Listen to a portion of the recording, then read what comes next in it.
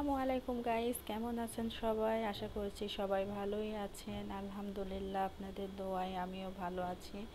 আজকে নতুন একটা ব্লগে চলে আসলাম। দেখুন, আমি প্রথমে সকালের নাস্তাটা বানিয়ে নিচ্ছি। এখানে আমি রুটি বানিয়ে রুটিটা ভেজে নিচ্ছি। আগে রুটিটা বানিয়ে রেখেছিলাম, তারপরে একে একে আমি ভেজে নিচ্ছি। তাছাড়া মানে ভাজতে লাগলে অনেক প্রবলেম হয়ে যায়, সেজন্য আমি বানিয়ে নিচ্ছি আগে, তারপরে একে একে ভেজে নিচ্ছি। যেহেতু সকালে অনেক তাড়াহুড়ায় কাজ করতে হয়, সেহেতু আমি রুটিগুলো তাড়াতাড়ি ভেজে নেব।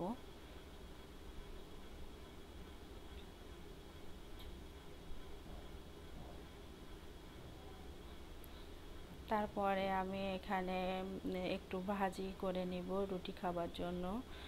সকালে রুটি দিয়ে ভাজি দিয়েই খেতে বেশি ভালো লাগে,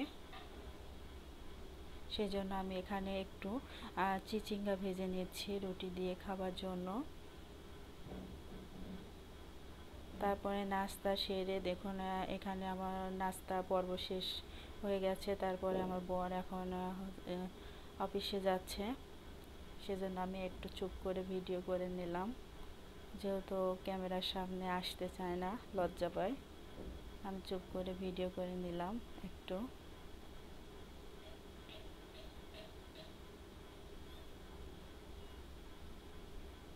এখানে আমাদের বাসার উপরতলায় কাজ চলছে, দেখুন, সেজন্য এখানে অনেক নোংরা হয়ে আছে। সেজন্য আশা করছি বাজে মন্তব্য করবেন না। তারপরে এখানে দেখুন, সকালে নাস্তা পর্ব শেষ করে হাজব্যান্ডকে বিদায় দিয়ে এখন আমি দুপুরে রান্নার জন্য চলে আসছি। এখানে আমি করলা ভেজে নিব।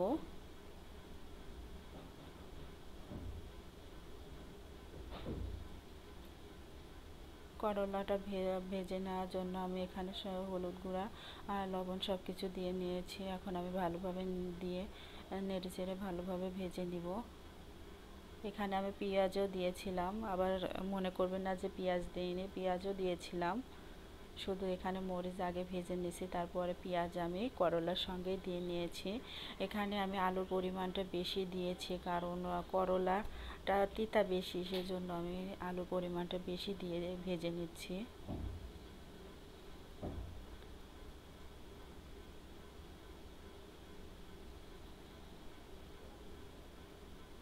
এখানে আমার করলাটা ভাজা হয়ে গেছে। এখন আমি একটু পটল ভেজে নেব। পটল ভেজে নেওয়ার জন্য আমি এখানে লবণ দিয়ে দিচ্ছি, তারপরে একটু আমি হলুদের গুঁড়া দিচ্ছি, একটু পরিমাণে মরিচের গুঁড়া দিয়ে আমি এখন মাখিয়ে নেব।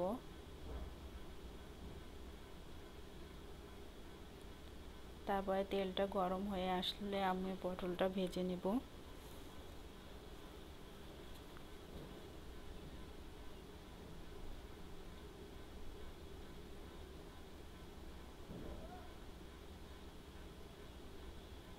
আমার পটলটা মাখানো হয়ে গেছে। এখন আমি তেলে দিয়ে দিব। তেলটা গরম হয়ে আসছে প্রায়। এখানে আমি একে একে দিয়ে দিচ্ছি পটলটা।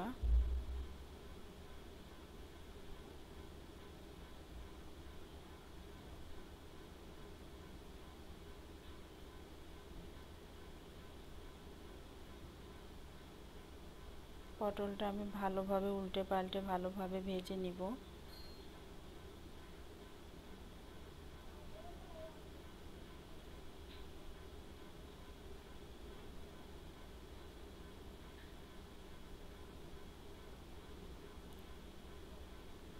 এখানে আমি একে একে সব পটলগুলো দিয়ে দিচ্ছি।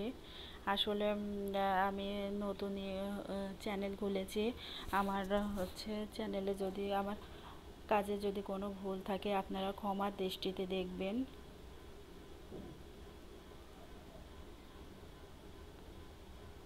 এখানে আমি পটলগুলো ভেজে উল্টে পাল্টে নিচ্ছি। আসলে এত তাড়াহুড়ার মাঝে কাজ করতে হয় না, একা একা সংসারে অনেক প্রবলেম হয়, তাড়াহুড়া করে কাজ করতে হয়। কারণ দুপুরের আগে রান্নাটা কমপ্লিট করতে হবে, যেহেতু হাজব্যান্ড বাসায় খেতে আসে, সেহেতু তাড়াহুড়া করে আমাকে রান্না কমপ্লিট করতে হয়। রান্না বাড়া ছাড়াও তো অনেক কাজ থাকে। এখানে আমি কিছু পরিমাণ পেঁয়াজ কেটে রেখেছিলাম, সেটা দিয়ে দিচ্ছি। কারণ পটলে কিছু পেঁয়াজ দিলে আমার কাছে ভালো লাগে পটল ভাজিটার ভিতরে। এখানে আমি অল্প পরিমাণ পেঁয়াজ দিয়ে দিয়েছি, কারণ পেঁয়াজটা বাসায় তেমন ছিল না, সেজন্য আমি অল্প পরিমাণে পেঁয়াজটা দিয়ে দিয়েছি।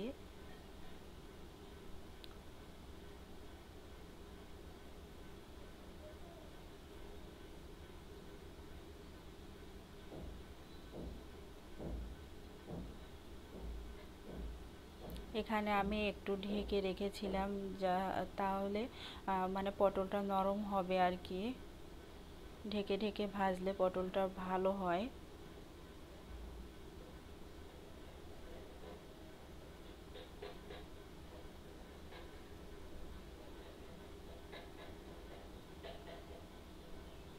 আমি ভালোভাবে উল্টে পাল্টে ভেজে নিব।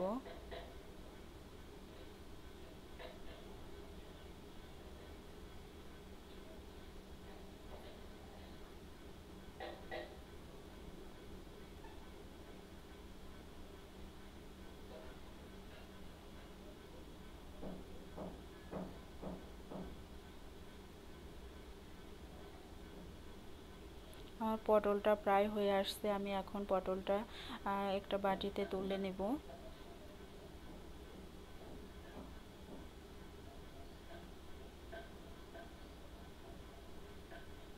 তাড়াহুড়া করে কাজ করে আমি চেষ্টা করি হাজবেন্ড আসার আগে সব কিছু রেডি করে নিতে।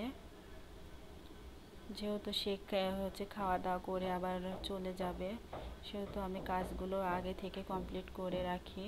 এখানে আমি 2টা ডিম ভেজে নিচ্ছি। আজকে আমি ডিম আর কচু দিয়ে রান্না করব, সেজন্য আমি 2টা পরিমাণে এখানে ডিম নিয়েছিলাম, সেটা আমি ভেজে নিচ্ছি।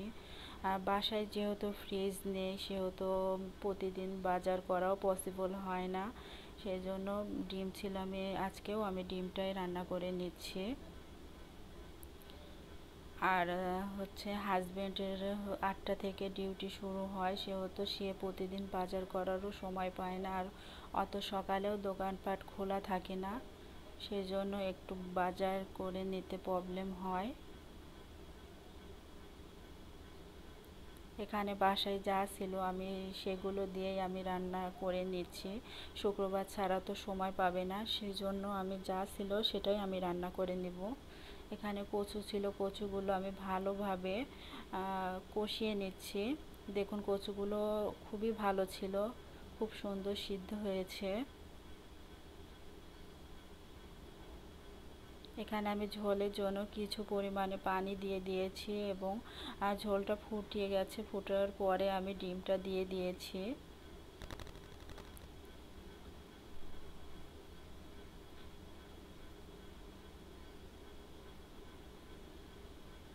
আমার রান্নাটা প্রায় শেষের দিকে। এখানে আমি জিরা গুঁড়া দিয়ে দিচ্ছি। আমি প্রতিটা তরকারিতে জিরা গুঁড়া খেতে পছন্দ করি, সেই জন্য আমি বেশি করে জিরাটা গুঁড়া করে রাখি এবং এটা জিরা গুঁড়াটা আমি দিয়ে দিলাম। আমার ভিডিওটি যদি ভালো লাগে সবাই আমার পাশে থাকবেন, সাপোর্ট করবেন এবং সাবস্ক্রাইব করবেন। আশা করছি আপনাদের দোয়ায় আমি অনেক দূরে এগিয়ে যেতে পারবো, আপনারা যদি পাশে থাকেন।